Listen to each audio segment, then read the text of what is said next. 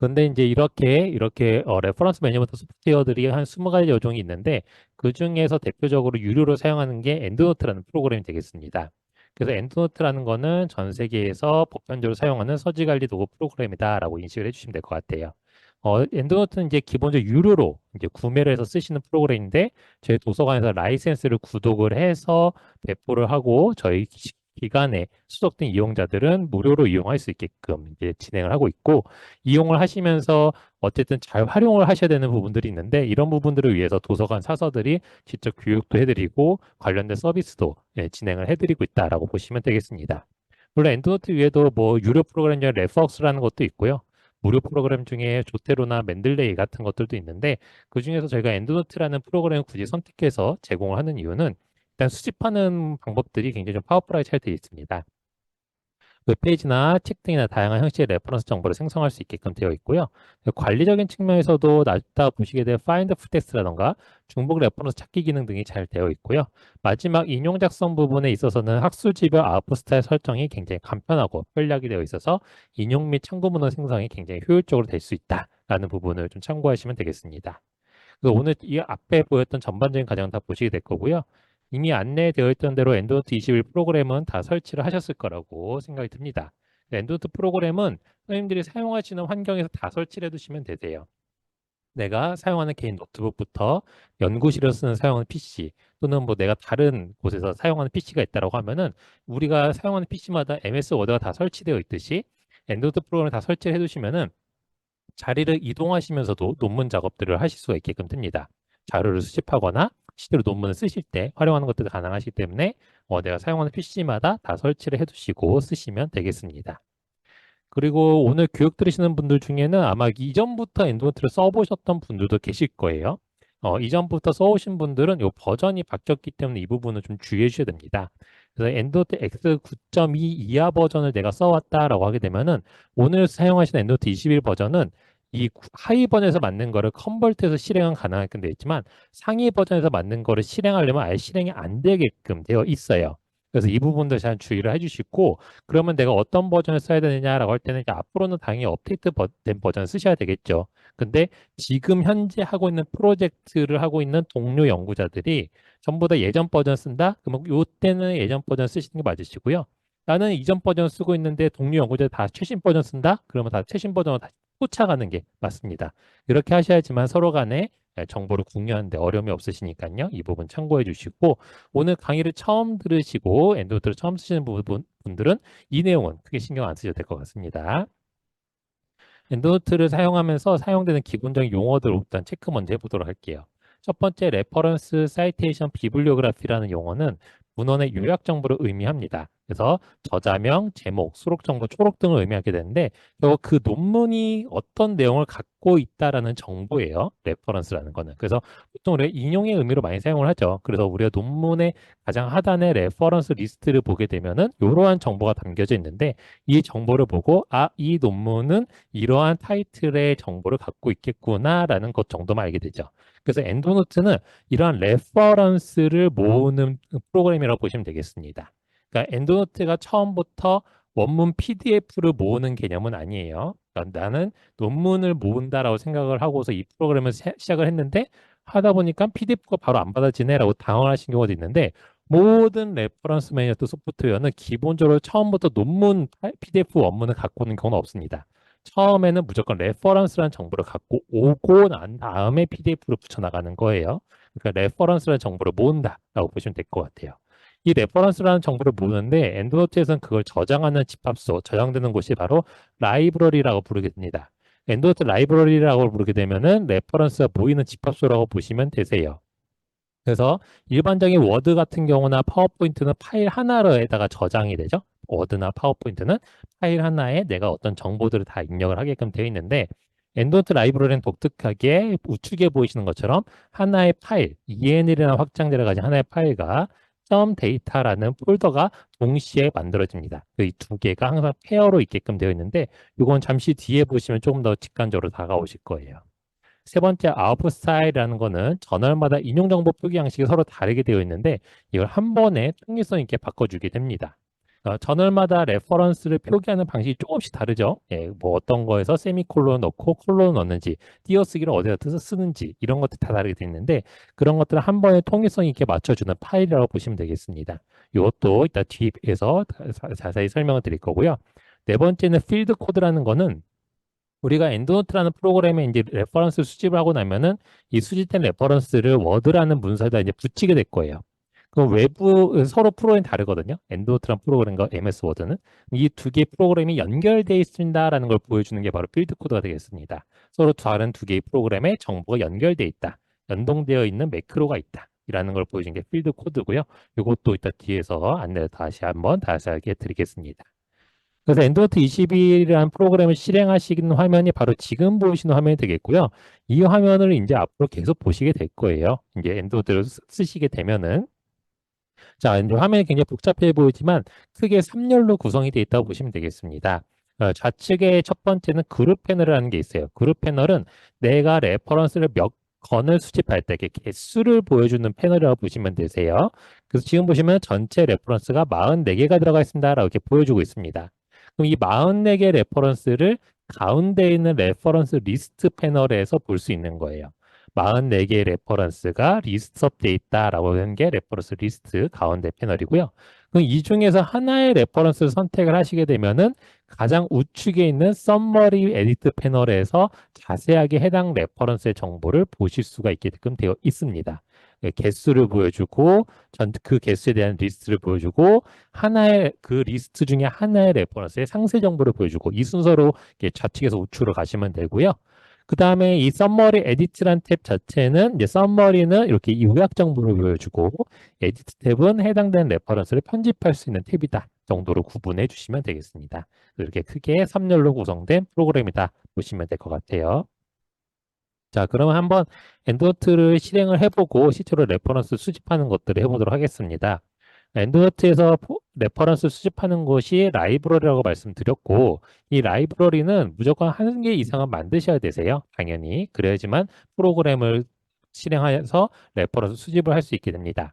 엔드노트 프로그램을 실행하신 다음에 상단의 파일 메뉴에 New를 눌러서 생성을 하실 수도 있으시고 프로그램을 실행하자마자 크리에이터 뉴 라이브러리를 하셔야 되는데 두 개가 동일한 메뉴예요. 그래서 양쪽에 어떤 걸 사용하셔도 크게 문제는 없습니다.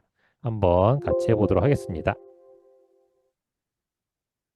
저는 지금 PC에 엔드노트 이미 설치가 되어 있고요. 선생님들도 설치를 하셨을 겁니다. 이미 설치가 되어 있으시면은 바탕화면에 엔드노트라는 아이콘이 있을 수가 있고요. 만약에 없으시다고 하시게 되면은 윈도우의 시작 프로그램에 가시게 되면은 추가한 앱들이 다 나타날 텐데 여기에 엔드노트가 있으실 거예요. 그래서 시작 프로그램에서 시작해서 엔드노트를 실행해 주시면 되겠습니다.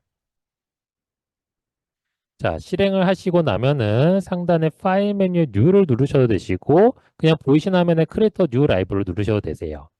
지금 만약에 실행을 하셨는데 업데이트를 하라라는 화면에 만약에 파고창이 뜰 수도 있어요. 업데이트하라는 화면이 뜨게 되면은 지금은 그냥 캔슬해 두시면 됩니다. 캔슬이나 또는 이그노 디스해 두시면 되세요. 지금 업데이트를 하시면 좀 시간이 걸릴 거고요. 나중에 다시 프로그램 실행하시면 또 메뉴가 뜨니까 그때 업데이트를 해주시면 되겠습니다. 자, 그럼 일단 크리에이터 뉴 라이브러리 한번 해보도록 할게요. 크리에이터 뉴 라이브러리 클릭. 자, 크리에이터 뉴 라이브러리 클릭을 하시게 되면은 내가 어느 위치에다가 저장할 건지를 물어보게 됩니다. 그래서 일단은 뭐 선생님들이 이제 나중에 폴더들을 잘 정리를 하시기 시작하면은 내가 원하는 위치에 폴더가 있겠지만은 오늘은 그냥 교육이니까 보기 편하게 바탕화면 쪽에 저장을 해보도록 할게요.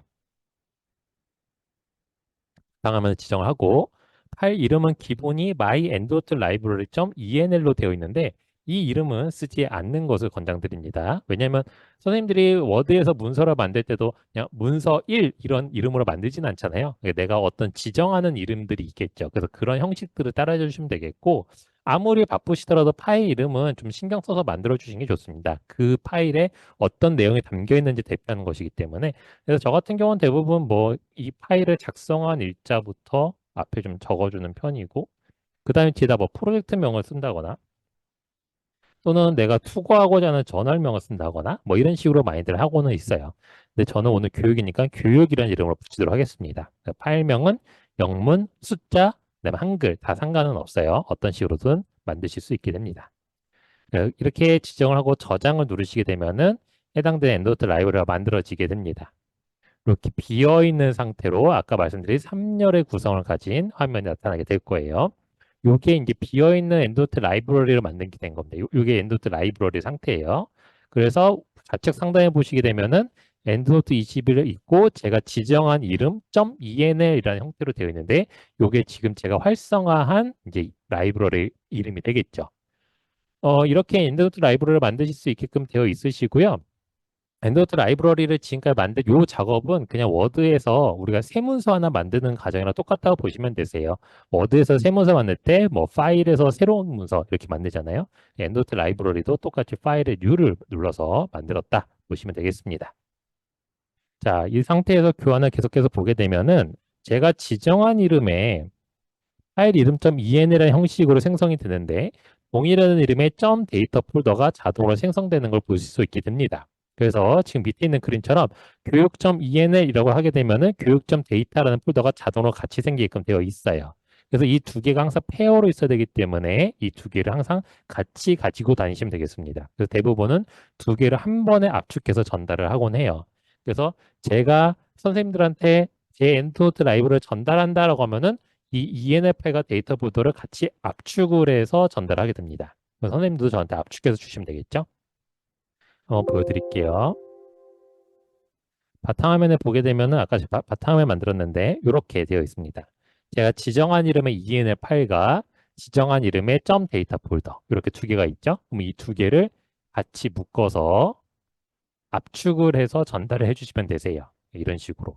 그러니까 대부분 이제 실수하신 게 어떤 경우냐면은 요 데이터 폴더를 빼고 요 파일만 보내주신 경우가 대부분이에요. 가장 많이 하는 경우가. 근데 이렇게 보내시면은 반대쪽에서 열 때 데이터 폴더가 없는데라는 이제 팝업 메시지가 나타나게 됩니다.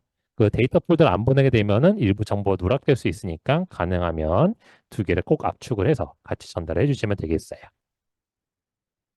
자, 그다음에 또 한 가지 주의하실 사항은 지금 만들어진 ENF가 데이터 폴더를 바탕화면에 두었죠. 이렇게 바탕화면이나 내 문서 같은 내 컴퓨터 상에다가 이렇게 파일을 만들어 놓고 쓰게끔 되어 있는데 요새는 대부분 선생님들이 연구 저작물들이 많아지다 보니까 클라우드 서비스를 많이 쓰세요. 그러니까 외장 하드에다 저장하신 경우도 있지만 오히려 클라우드 상에다 띄워놓고 내가 이동하더라도 뭐 인터넷 접속만 가능하면 어디서는 파일을 받아서 작업이 가능하다 보니까 클라우드 서비스를 많이 이용하시는데 클라우드 상에다가 올려놓고 라이브러리 파일을 올려놓고 실행하시게 되면은 오류가 발생할 수 있게 됩니다.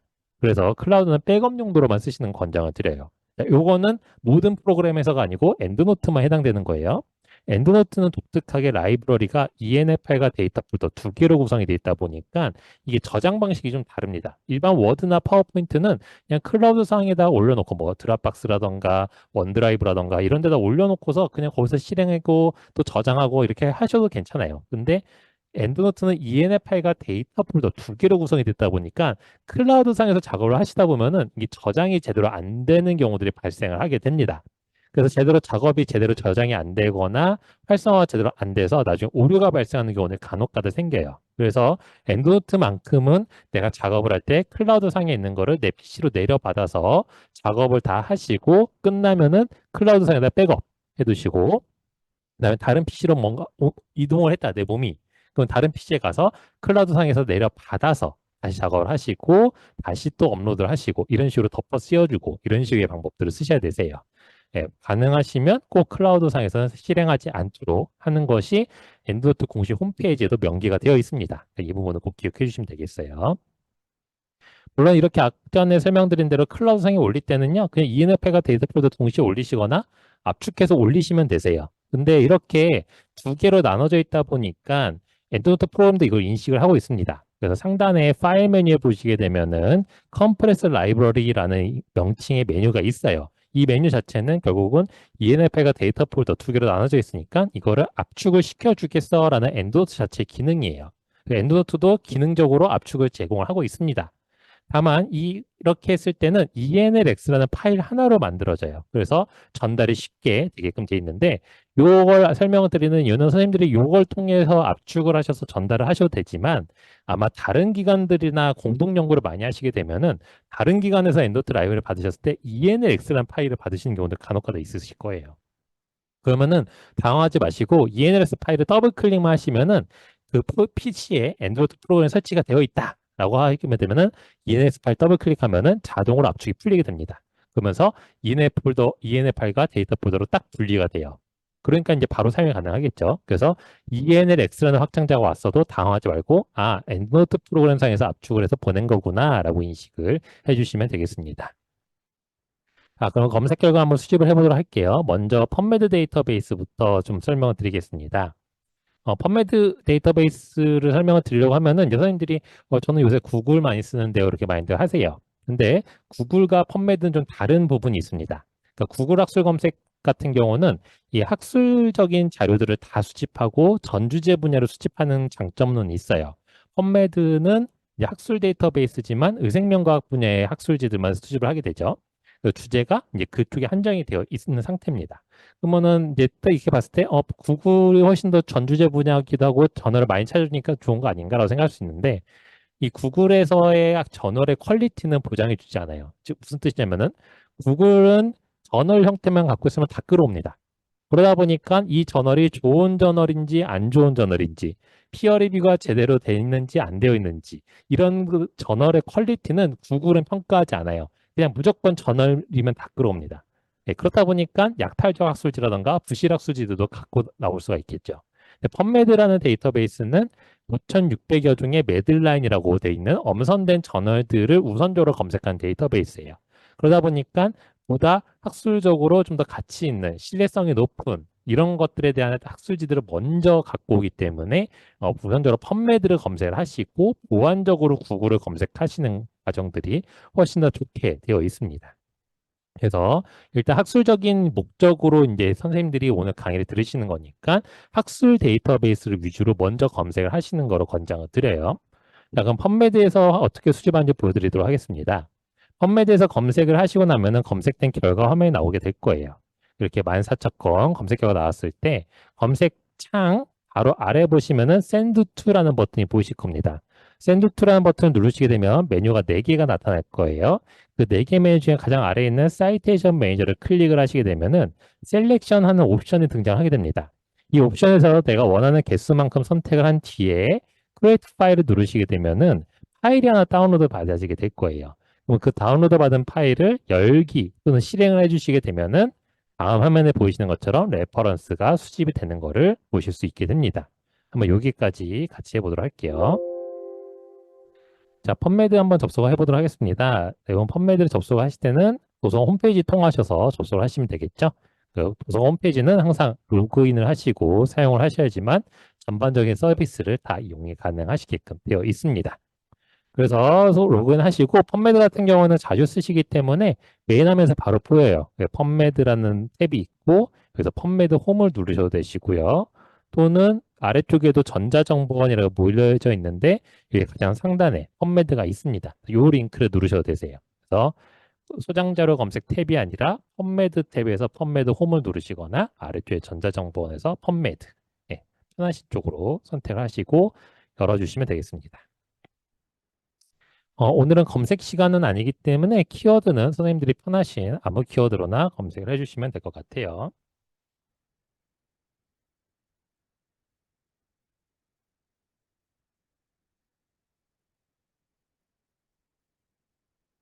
자, 검색을 해주시고요.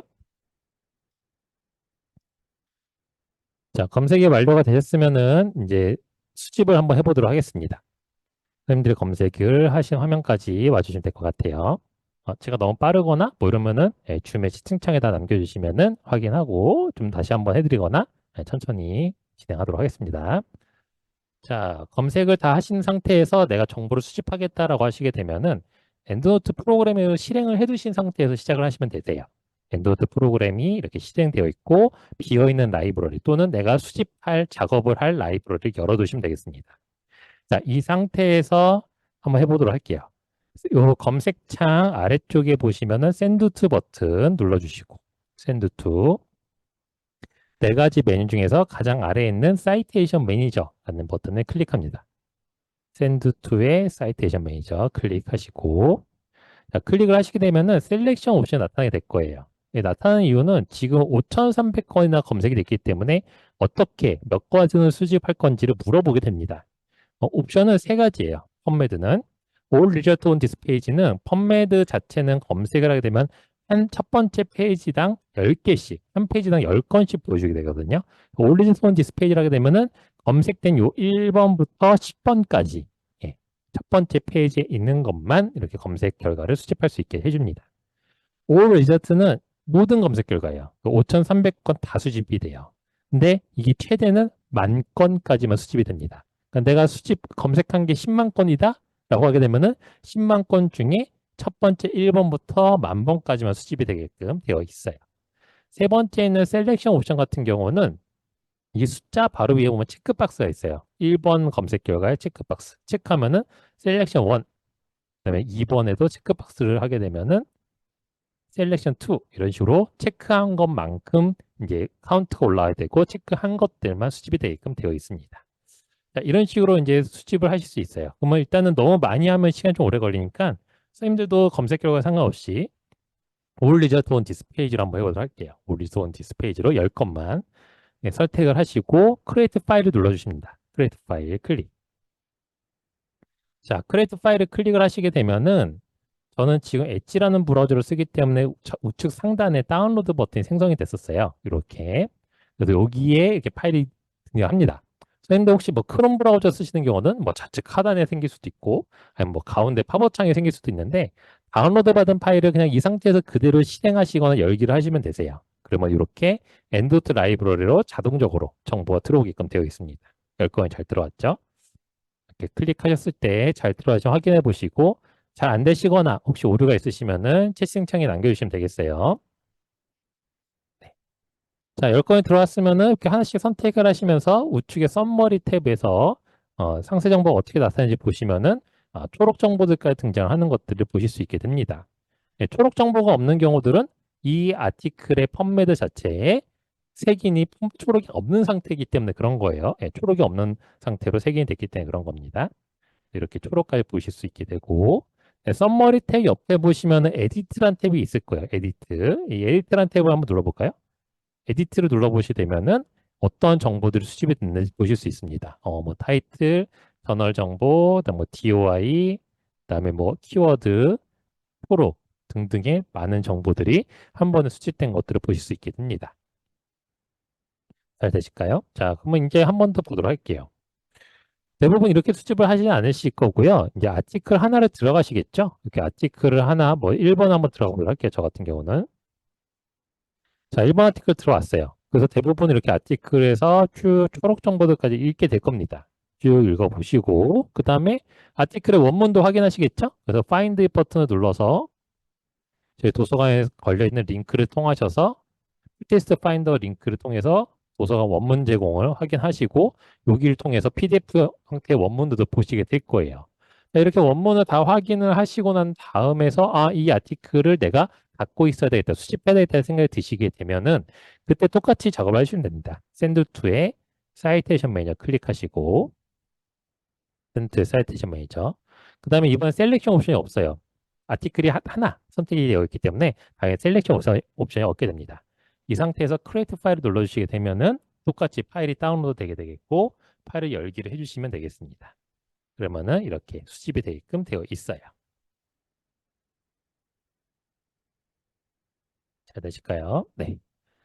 자, 이렇게 수집을 하시고 나면은 좌측에 그룹 패널을 보시게 되면은 지금 막 수집한 건 임포티드 레퍼런스로 들어오게끔 되어 있을 거예요. 앞전에 수집한 것들은 올 레퍼런스에 전체적으로 다 들어가 있습니다.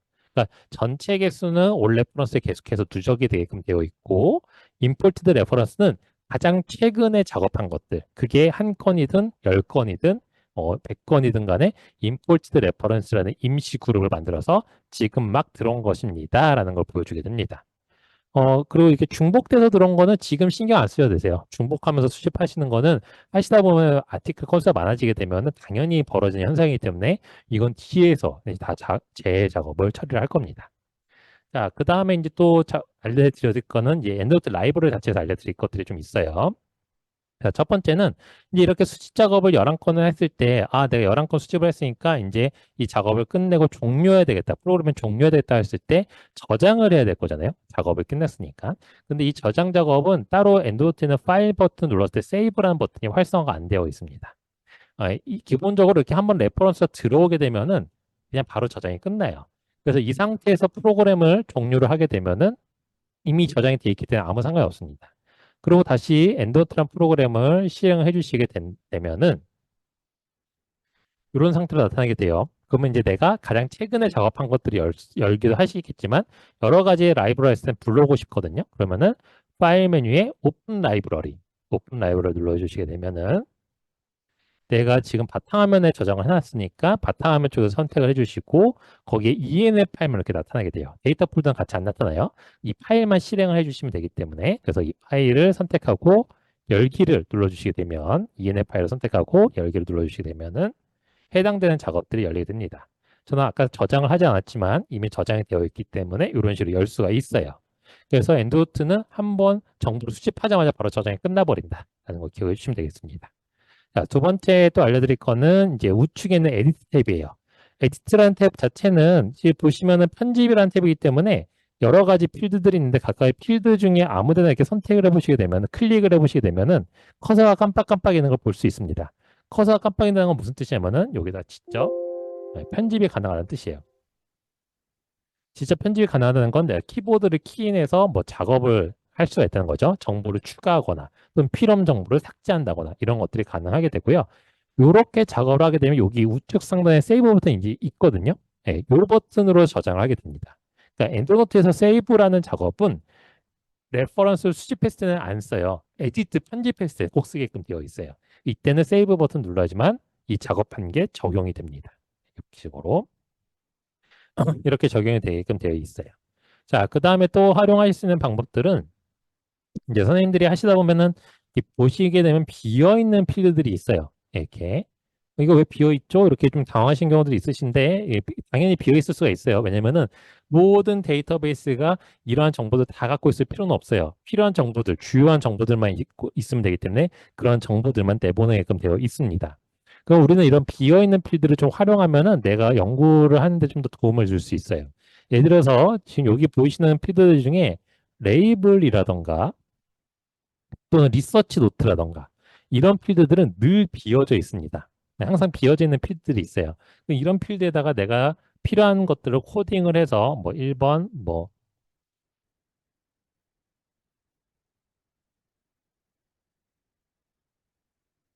이런 식으로 쓴다거나 해가지고 저장합니다. 아니면은 뭐 2번 뭐 해가지고 2번은 뭐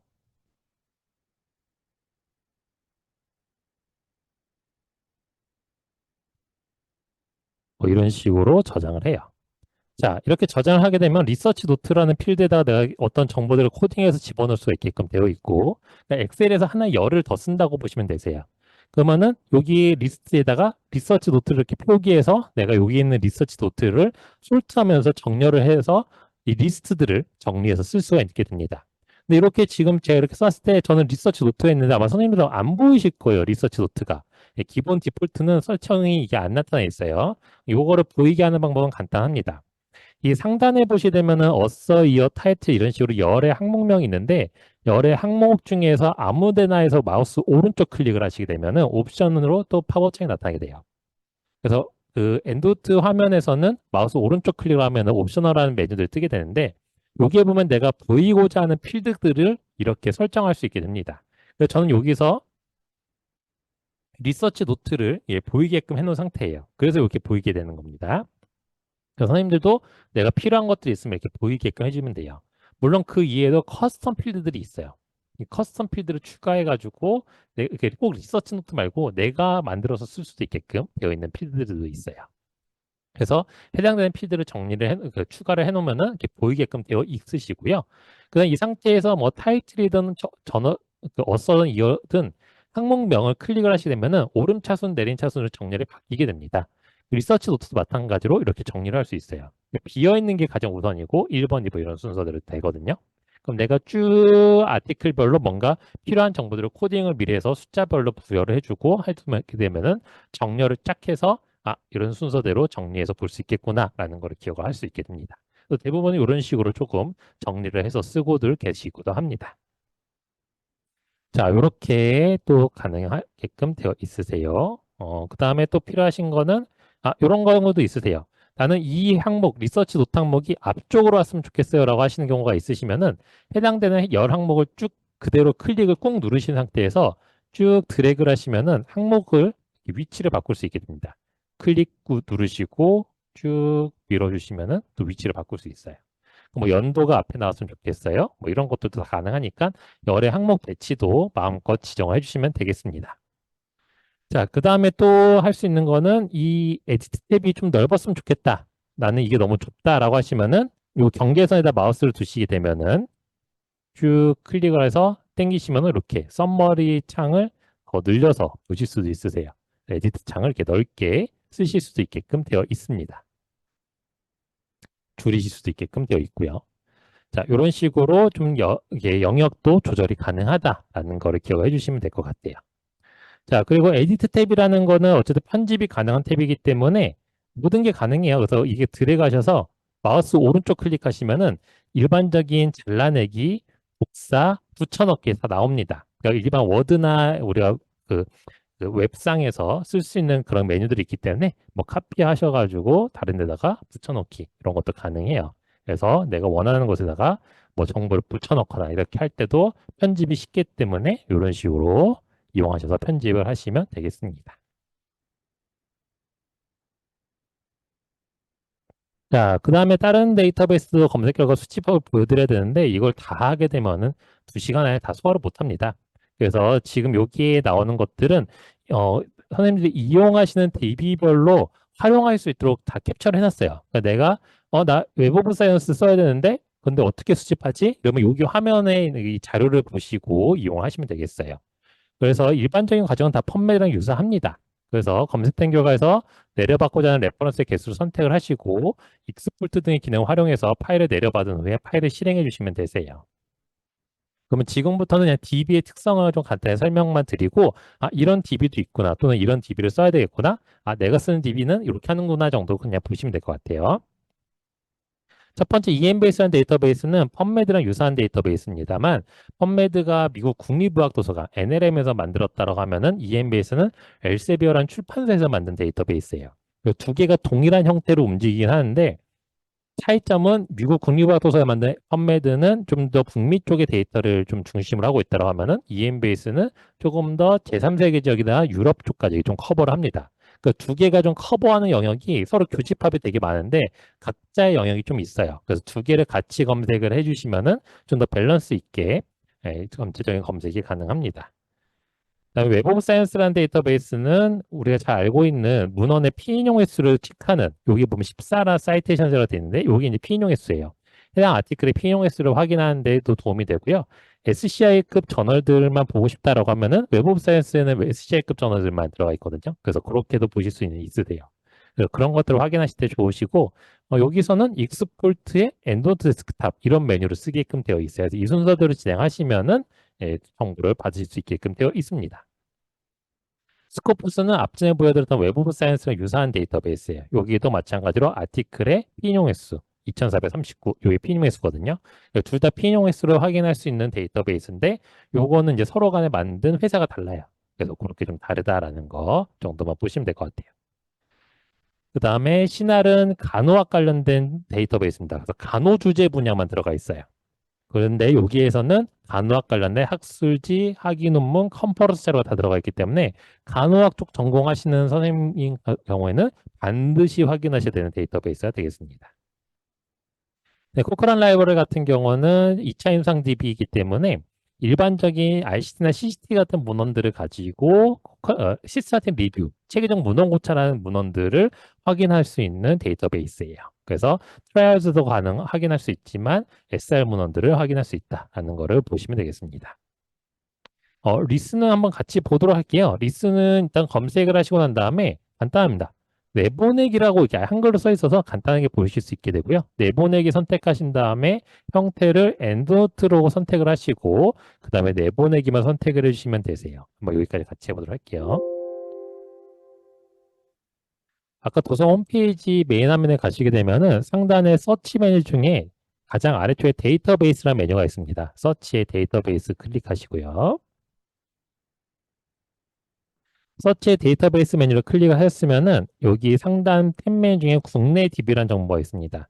국내 DB를 클릭을 하시고 그 다음에 아래쪽에 보시면은 RISS 리스라고 있습니다. 여기를 URL을 클릭하시면은 리스 사이트에 기관 접속이 가능하게끔 되어 있어요. 이렇게 하시면은 가톨릭대 성인님 이렇게 접속이 됩니다. 그래서 여기 리스로 이렇게 들어오시면 되세요. 자, 무엇을 찾고 계세요에다가 내가 검색하고 싶은 키워드를 넣으면 됩니다. 근데 율종으로 검색을 했는데, 자, 검색을 하시게 되면은 리스는 이 통합 검색으로 기본적으로 검색이 되게끔 되어 있어요. 그래서 여기에 보시게 되면은 국내 학술 논문, 학위 논문, 뭐 또는 단행본, 연구 보고서 같이 문헌의 형태별로 나눠져서 검색어가 나타나게 됩니다. 근데 처음에 보시게 되면은 하나의 형태별로 세 건씩밖에 안 나오게끔 되어 있어요. 그래서 이 세 건씩 중에서는 바로 내보내기에 불과하고 이 중에서 아티클 하나를 들어가셔야 돼요. 저는 학위 논문 하나 들어가 볼게요. 지역사회의 특성에 따른 내율중 사망률의 관계라는 아티클이에요. 이렇게 들어오시게 되면은 이제 이 아티클을 보시면서 내가 수집할 건지를 확인하시게 되겠죠. 그래서 이렇게 쭉 보시게 됩니다. 그래서 국문 초록을 보시고 쭉 초록 보시고 그다음에 학위 논문 같은 경우에는 여기 원문 보기가 있기 때문에 원문을 보실 수 있으세요. 그래서 대학원 과정을 준비한 석박 선생님들 같은 경우는 리스 DB는 꼭 보셔야 될 거예요. 왜냐하면 국내 학위 논문뿐만 아니라 학술지 논문 다 나오는데 전주제 분야를 다루고 있거든요. 그렇기 때문에 여기서 전주제 분야 학위 논문들 다 보시면 되겠습니다. 그래서 이 원문을 딱 보시고 이 논문을 내가 수집해야 되겠다라고 하시게 되면은 아티클의 정보 이 원문 보기 우측에 보시면 내보내기란 버튼이 보입니다. 이 내보내기를 클릭을 해주시고 내보내기를 클릭을 하시게 되면은 팝업창이 하나 나타나게 됩니다. 서지 정보 내보내기라는. 여기서 내보내기 형태는 우리는 지금 엔드노트를 쓰고 있으니까 엔드노트 선택을 해주시고 엔드노트. 그 다음에 뭐 서지 정보 형식은 그냥 전체 다 체크되어 있는 그대로 냅두시면 되세요. 다른 거 건드리실 거 없으시고 엔드노트라고 설정만 해주신 다음에 아래쪽에는 내보내기 버튼만 클릭해 주시면 됩니다. 내보내기 클릭. 자, 내보내기를 클릭하시게 되면은 my cabinet text data.ris라는 파일이 받아지게 되는데 해당되는 파일을 역시 똑같이 선택해서 열기를 해주시게 되면은 해당되는 논문 정보가 들어오게끔 되어 있어요. 자, 이렇게 정보가 들어오게 됐고 이쪽에 썸머리 탭을 보게 되면은 이렇게 정보 들어왔는데 지금 제 화면을 보시면 아시겠지만 글자가 다 깨져서 들어오는 경우가 있습니다. 정상적으로 잘 들어오는 경우들 대부분인데 이렇게 간혹 가다 글자가 깨져서 들어오는 경우들이 있어요. 그럼 이렇게 당황하지 마시고 에디트 탭에 가서 편집을 해주시면 됩니다. 어디가 깨진 거냐면은 이 초록 정보가 다 깨진 거예요. 네, 다 깨졌죠? 그러면 초록 정보를 다 선택을 합니다. 다 선택을 하고 지우면 되죠. 네, 이게 잘못 들어온 거죠. 그러니까 다 지워주시고 아까 제가 리스 검색과 화면에 가시게 되면은 여기 국문 초록이 여기 다 있잖아요. 그럼 이거를 그대로 다 복사를 합니다.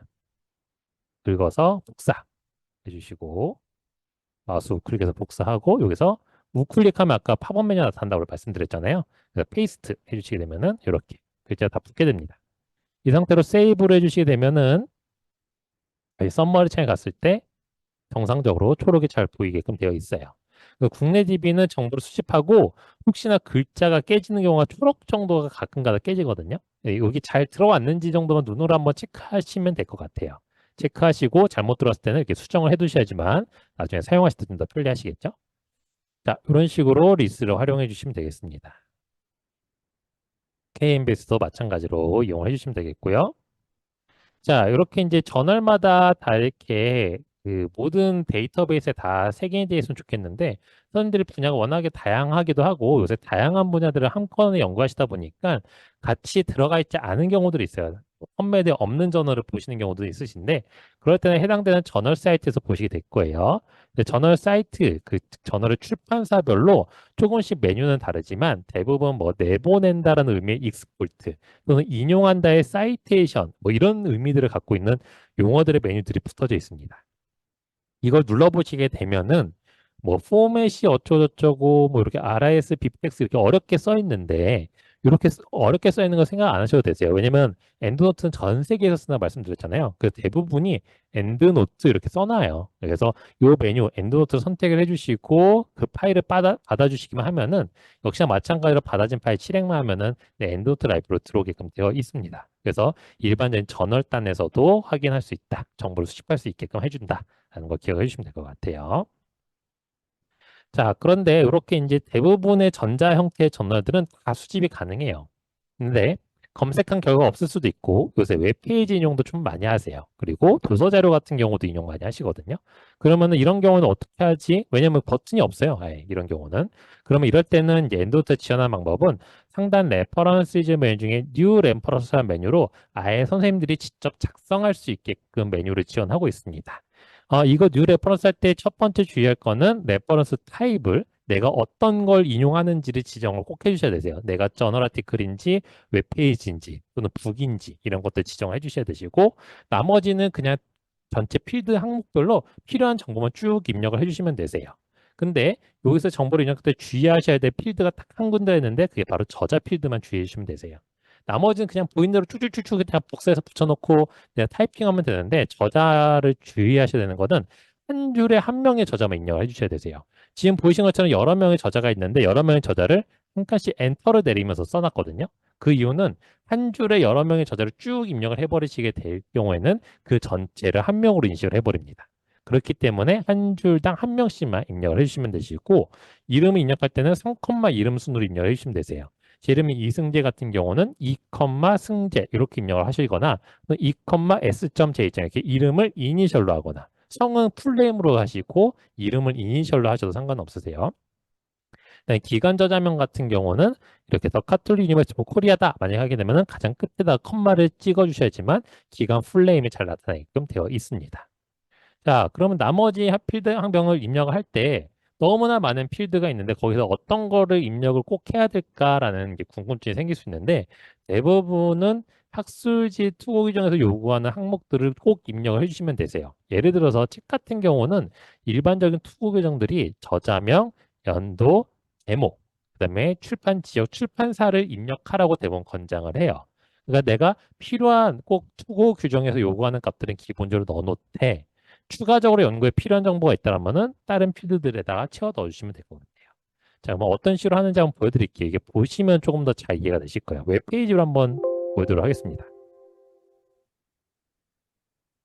자, 웹페이지에서 하나를 선택을 해서 보여드리도록 할게요.